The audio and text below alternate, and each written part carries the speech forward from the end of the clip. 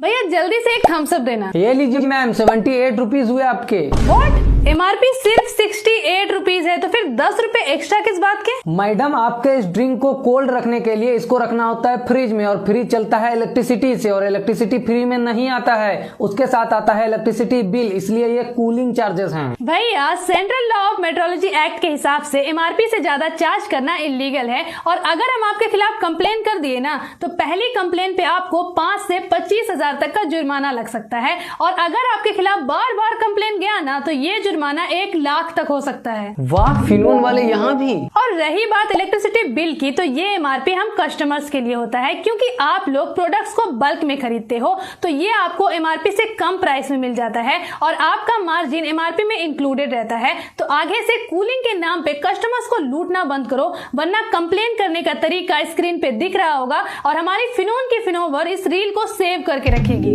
भैया जल्दी से एक थम्स अप देना। ये लीजिए मैम, 78 रुपीज हुए आपके। व्हाट? एमआरपी सिर्फ 68 रुपीज है, तो फिर 10 रुपए एक्स्ट्रा किस बात के? मैडम, आपके इस ड्रिंक को कोल्ड रखने के लिए इसको रखना होता है फ्रिज में, और फ्रिज चलता है इलेक्ट्रिसिटी से, और इलेक्ट्रिसिटी फ्री में नहीं आता है, उसके साथ आता है इलेक्ट्रिसिटी बिल, इसलिए ये कूलिंग चार्जेस हैं। भैया central law of metrology act के हिसाब से एमआरपी से ज्यादा चार्ज करना इलीगल है, और अगर हम आपके खिलाफ कंप्लेन कर दिए ना, तो पहली कंप्लेन पे आपको 5 से 25,000 तक का जुर्माना लग सकता है, और अगर आपके खिलाफ बार बार कंप्लेन गया ना, तो ये जुर्माना 1 लाख तक हो सकता है। वाह, फिनून वाले यहाँ भी। और रही बात इलेक्ट्रिसिटी बिल की, तो ये एमआरपी हम कस्टमर्स के लिए होता है, क्योंकि आप लोग प्रोडक्ट्स को बल्क में खरीदते हो, तो ये आपको एमआरपी से कम प्राइस में मिल जाता है, और आपका मार्जिन एमआरपी में इंक्लूडेड रहता है। तो आगे से कूलिंग के नाम पे कस्टमर्स को लूटना बंद करो, वरना कंप्लेन करने का तरीका स्क्रीन पे दिख रहा होगा, और हमारी फिनोन की फिनोवर इस रील को सेव करके रखेगी।